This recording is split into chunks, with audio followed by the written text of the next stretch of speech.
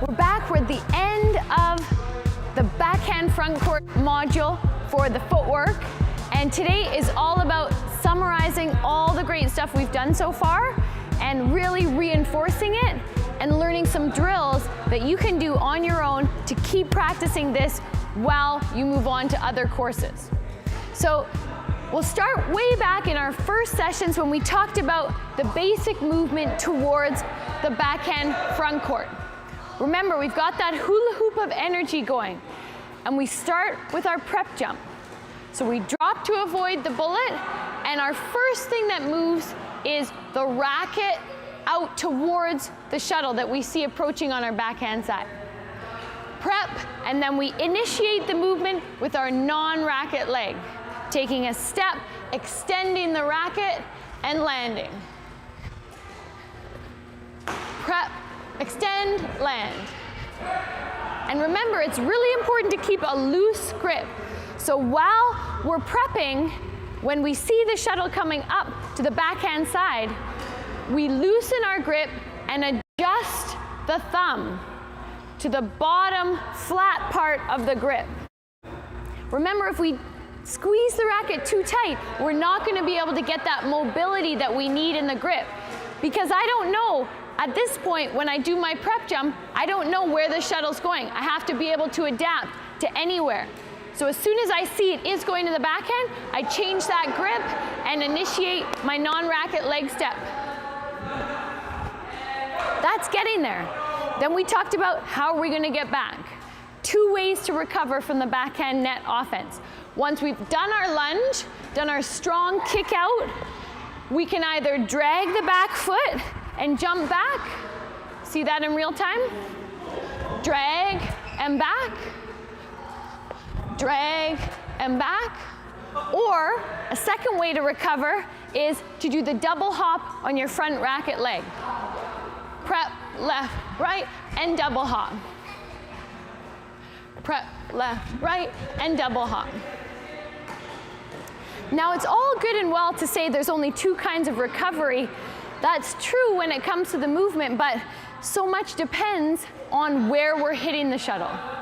So let's recap now how our recovery movement changes based on which spot we're hitting our shot to. As we'll recall, if we hit from a singles position, a straight net shot on our backhand side, then our recovery prep is only going to be a small jump back. I'm still low in my legs, my racket is up, but I'm not even barely passing the short service line. The reason for that is when my opponent hits the reply, I want to be close because that's going to come back quick, and I want to be able to follow up and maintain the offensive position. If I do the net shot and then jump way back here, I'm going to miss the opportunity. So if I'm hitting the straight net shot on the backhand side, then I'll stay and hover here. Similarly, let's show it for the lefties. Straight backhand net, I stay and hover here. Make sure you don't let your racket drop, because then you're not going to be ready to follow up on the next shot and maintain the offense. So that's the straight net. Second net shot option is the cross-court net. If I'm moving towards the backhand and pulling the shuttle cross to the net, then my recovery jump needs to be more over onto the side that I'm hitting the bird onto. The reason for that, why? Exactly, because the court is not a square. So I need to compensate by covering more over so I can be at the reply quickly. In real time, and hover over with my racket still up. Hover. Now what about the back two? So when we push in an offensive shot from our backhand straight, then I need to recover with more distance, but I'll still hover more onto my left side of the court because those are the replies that are going to come back fastest. So I prep, left, push, and then I've got to get my distance back, but I can see I'm favoring over onto my left side of the court. Prep, left, I push, and I recover. My racket's still up at my chest level, because I'm maintaining the offense. But my feet are back more because I have to cover the entire court. Let's see it for the lefties. Prep, right, push, and all the way back. Check the foot, great. Finally, the last one being the cross-court push from the backhand. Prep, left, push. Now I've hit to my opponent's left side of their court, so I have to come all the way back. This is the one that requires the most distance to recover. Now I've returned, and now I'm favoring this side of the court so I can cover the reply that's going to come fastest, which is the straight shot. Real time, all the way back. So this really means that I have to make a strong recovery jump to compensate for that extra distance. That's the price you pay for hitting cross court and opening up the straight. And back. So as well as the tight net shots, you'll remember that we also did the dead zone. The dead zone being that Bermuda Triangle part of the court where birds go in and they very often don't come out because this is a high risk area. So it's smart to play there and challenge your opponent to make a mistake. So the movement out to the dead zone is a very quick racket leg step to initiate the movement. I'll show it with my right hand first. Quick step, and then twist. Quick step, twist. With the left side, quick step, twist, and back. Quick step, twist, and back. So that recaps most of what we did in this module. We covered a ton of stuff. Now it's time to go over some drill options, things you can do on your own or with your training partners that can reinforce and really solidify the work we've done so that we can import that into our game, into a game match scenario. So the first drill I want to tell you about is basically what we've been doing, which is shadow footwork. We call it shadow whenever we're not actually hitting a shuttle. It's like imaginary playing. But what we're doing differently in this is that I want you to make it one step more difficult by adding an additional shot from the back of the court. Don't worry about the footwork back there. We're not focused on that.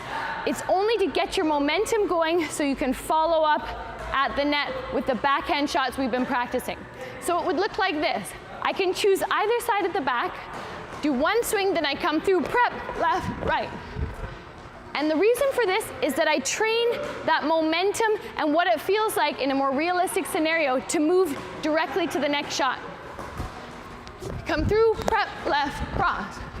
And say to yourself out loud what shot you're hitting, because that's going to be valuable. So a great way to practice this is to do 10 shots, 5 sets of 10 shots over and over. It's going to be physical, but as you add in that physical component, you're also reinforcing the muscle memory. So it's a great drill. The second one you can do with a friend. It's a little more social. You get them, hopefully they're following the course as well, so they know the same information, and you get them to point for you to the different options on your backhand. So if it's a lefty, then you've got here, you can point there, you can point dead zone, and they have to cover all of those. So it would look like this. If my partner is pointing me out there, then I have to move immediately as fast as I can in the correct way out to where they're pointing and recover. And then the next one should be continuous. If they point out wide, I cover it. If they point dead zone, I cover it. And you want to do 8 shots of that. You can alternate back and forth if you're both training. You can do 8 shots and then go through 10 times. That's a great training drill as well. The next one's a fun one. You might have caught me practicing it while we started this session. You can line up the shuttles onto the net. And then a good amount would be to line them all up, as many as you can fit, from the backhand side. And then challenge yourself to really get all the way out to the bird at the tape and tap it off onto your opponent's side. The reason this drill is so great is because a lot of people master this footwork, but only within a comfort zone of about here. But as we know, often the shot comes all the way right up to the tape, or for doubles, even all the way out to the line. So we need to train getting that full extension and being able to cover all the way up to the tape. So with my left hand, it would look like this. Reach, tap. Reach, tap. So the last drill we're gonna show you today is probably the most challenging, something I work on still and I did a lot of as a player. And it requires you to not only focus on your movement, but also the specific shots you're hitting, imagining those shots and the appropriate recovery that you'll need to cover those. And it's continuous. So a good thing to do is to say 15 shots, that you're gonna hit 15 different shots consecutively, and you're calling them out loud to be aware for yourself at first where your recovery should be. As you get better at this, you won't need to say them out loud. To the person training next to you, you're gonna look like you're talking to yourself, but it's still worthwhile because that is a good way to clarify the message to help your body memorize the movements. So if I was gonna do 15, I'll show you about 5 in a row. Prep, and then I'm thinking straight net, so I recover here. Then cross net, I recover here. Then dead zone, here. Then straight net, here. Then doubles push, here, and I come back. So I do a consecutive thing, so it feels like a rally. That's combining the physical, the mental, as well as the technical. So I had a lot of fun working with you in this module. I'm really excited for the next one, where we're gonna combine both the forehand and the backhand side footwork offense so that we really hammer home and memorize those movements so they're ready to input into our game. It's gonna be a lot of fun.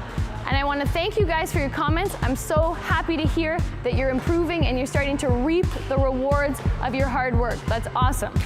So we'll see you soon. Until then, step your game up.